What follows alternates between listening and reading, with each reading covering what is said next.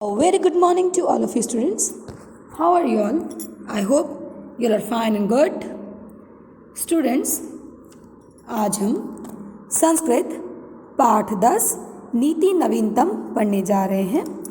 प्रस्तुत पाठ मनुस्मृति के कतिपय श्लोकों का संकलन है जो सदाचार की दृष्टि से अत्यंत महत्वपूर्ण है। यह माता पिता तथा गुरुजनों को आदर और सेवा से प्रसन्न करने वाले अभिवादनशील मनुष्य को मिलने वाले लाभ की चर्चा की गई है। इसके अतिरिक्त सुख दुख में समान रहना, अंतरात्मा को आनंदित करने वाले कार्य करना तथा इसके विपरीत कार्यों को त्यागना, सम्यक विचारोपरांत तथा सत्य मार्ग का अनुसरण करते हुए कार्य करना आदि शिष्टाचारों का उल्लेख भी किया गया है। अब इस पाठ में हमें कितनी चीज़ें बताई गई हैं?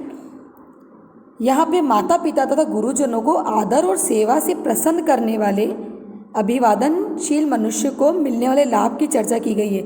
जब हम अपने माता पिता, हमारे गुरुजनों का आदर और सेवा करते हैं, उन्हें प्रसन्न करते हैं अपने अच्छे आचार विचार से, उससे मिलने वाले जो लाभ हैं उसकी चर्चा इन श्लोकों में की गई है। इसके अतिरिक्त सुख दुख में समान रहना, चाहे सुख हो या दुख हो, दोनों में समान रहना, धैर्य रखना, अंतरात्मा को आनंदित करने वाले कार्य करना, अपनी आत्मा को खुश करने वाले कार्य करना तथा इसके विपरीत कार्य को त्यागना तथा जो बुरे कार्य हैं जिनसे हमें बाद में बुरा लगता है उन कार्यों को त्यागना, सामयिक विचारोपरांत तथा सत्य मार्ग का अनुसरण बताया गया है। हमें इसमें जो सामयिक विचारोपरांत है और हमारा सत्य मार्ग पे चलने का जो अनुसरण है उसको अनुसरण करते हुए कार्य करना, सत्य मार्ग को अनुसरण करते हुए कार्य करना और शिष्टाचारों का भी उल्लेख किया गया है। Okay students, we will start. अभिवादनशीलस्य नित्य वृद्धोपसेवीन चत्वारि तस्य वर्धते आयुर्विद्या यशोबलम। अभिवादनशीलस्य नित्य वृद्धोपसेवीन, अभिवादनशील प्रणाम करने की आदत वाले तथा प्रतिदिन सदैव वृद्धों बुजुर्गों की सेवा करने वाले, चत्वारि तस्य वर्धन्ते आयुर्विद्या यशोबलम, व्यक्ति की आयु, विद्या, यश और बल, ये चारों चीज़ें बढ़ जाती हैं। अब इस श्लोक का बहुत ही गहरा मीनिंग है। अभिवादनशील, प्रणाम करने की आदत वाले, हम अपने से बड़ों को देखते हैं, हमारे घर में दादा दादी हैं या हमारे स्कूल में टीचर्स हैं, जो भी घर में बड़े हैं उनका हम लोग प्रणाम करते हैं, उनका अभिवादन करते हैं, सदैव वृद्धों बुजुर्गों की सेवा करते हैं। ज़रूरी नहीं कि हमारे घर के ही वृद्ध बुजुर्ग हों, हमें चाहे कोई सड़क पर भी मिले, कभी कोई कठिनाई मुश्किल में हो, अगर हम उनकी सेवा करते हैं तो जो उनसे मिलता आशीर्वाद है, जो हमें उनसे आशीर्वाद मिलता है वो हमारी आयु, हमारी जो उम्र है, हमारी विद्या, हमारी जो विद्या एजुकेशन है, यश, हमारा यश और बल, ये चारों चीज़ें बढ़ाती है। ये आचार विचार और सेवा से हमारी ये चारों चीज़ें बढ़ती हैं। हमें इन चारों चीज़ों का बहुत लाभ मिलता है। इससे उनके आशीर्वाद से हमें ये चारों चीज़ें बढ़ जाती हैं और हम बहुत खुश रहते हैं हमारे आगे जीवन में। यह माता पितरों क्लेश सहेते संभवे नृणाम न तस्य निष्कृति शक्या कर्तु वर्षतेरपि। यह माता पितरों क्लेश सहेते संभवे नृणाम, मनुष्य बच्चों की उत्पत्ति तथा पालन पोषण करने में माता पिता जिस कष्ट को सहते हैं, मनुष्यों के जो बच्चे होते हैं उनकी उत्पत्ति करने में, अब एक औरत है वो अगर वो माँ बनती है तो उसको कितना कष्ट सहना पड़ता है, उनके पालन पोषण में कितनी चीज़ें करनी पड़ती, माता पिता को दोनों को कितना कष्ट सहते हैं। क्लेश सहिते संभे नृणाम न तस्य निष्कृति शक्या कर्तु वर्षतेरपि, उसका बदला चुकाने, निराकरण करने में बच्चा 100 वर्ष में भी समर्थ नहीं हो सकता।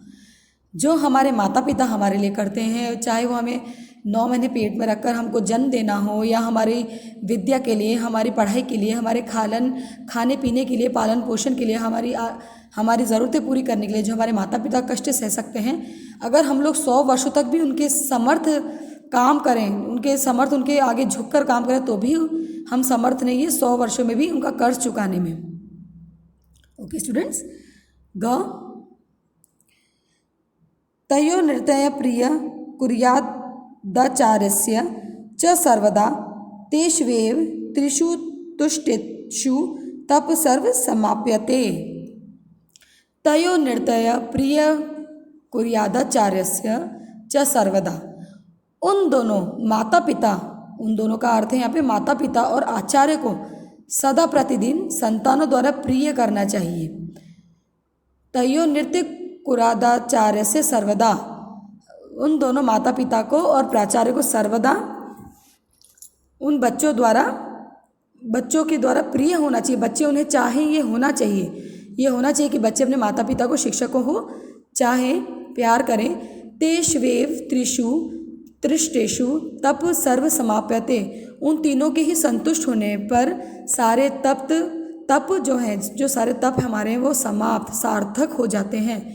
अगर ये तीनों आपके जीवन में खुश हैं बच्चों, अगर आपके माता पिता आपसे संतुष्ट हैं, आपके कार्य से संतुष्ट हैं कि हमारा बच्चा बहुत अच्छा है, बहुत अच्छा हमारे बच्चे का आचार विचार है, अच्छी बातें करता है, बड़ों की सेवा करता है, पढ़ाई लिखाई करता है और गुरुजन भी आपसे प्रभावित हैं और खुश हैं, तो आपके जो तीनों तप हैं, जो आप चाहते हैं ज़िंदगी में, जो आपके तीनों तप हैं वो सब सार्थक हो जाते हैं बिना कुछ करे, अगर आप इन तीनों को संतुष्ट कर देते हैं अपने कार्यों द्वारा।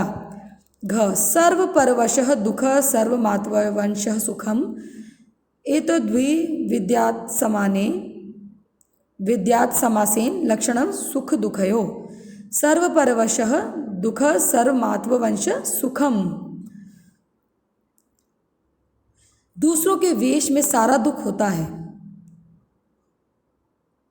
और अपने वश में सब कुछ सुख होता है।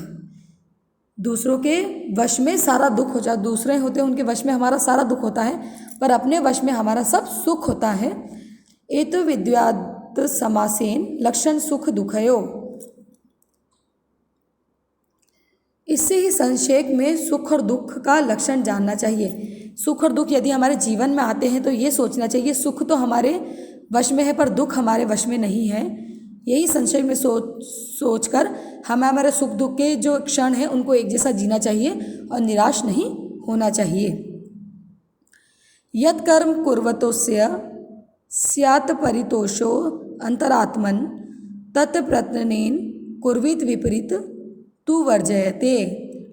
यत् कर्म कुर्वतोस्य स्यात् परितोषो अंतरात्मन।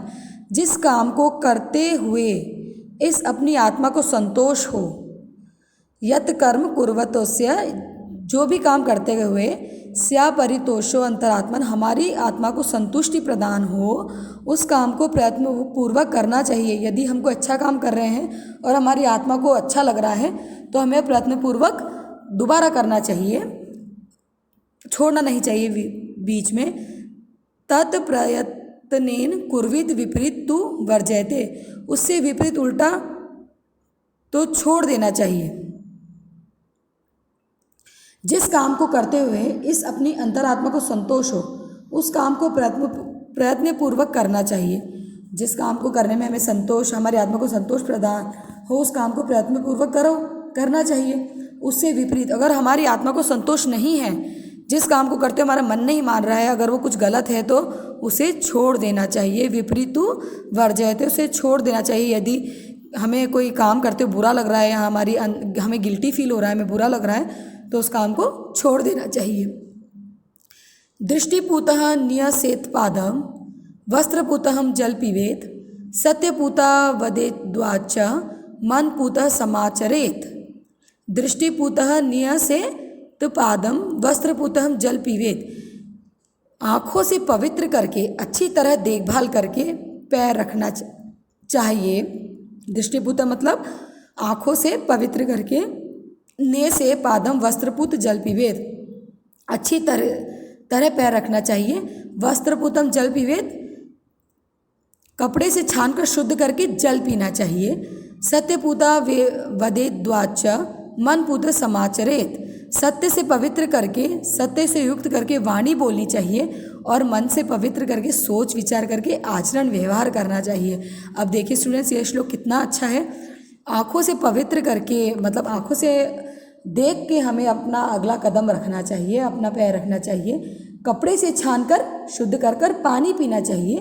सत्य से पवित्र करके हमारी जब जिह्वा खुले, जब हमारी जीभ खुले, हमारा मुंह खुले, तो हमें सत्यपूर्ण वाणी बोलनी चाहिए। और मन से पवित्र करके, जब हमारा मन बिल्कुल पवित्र करके हमें सोच विचार और आचरण और व्यवहार करना चाहिए। सोच विचार और आचरण व्यवहार करना चाहिए जब हमारा मन एकदम पवित्र हो। Okay students, I hope you understand well. Thank you.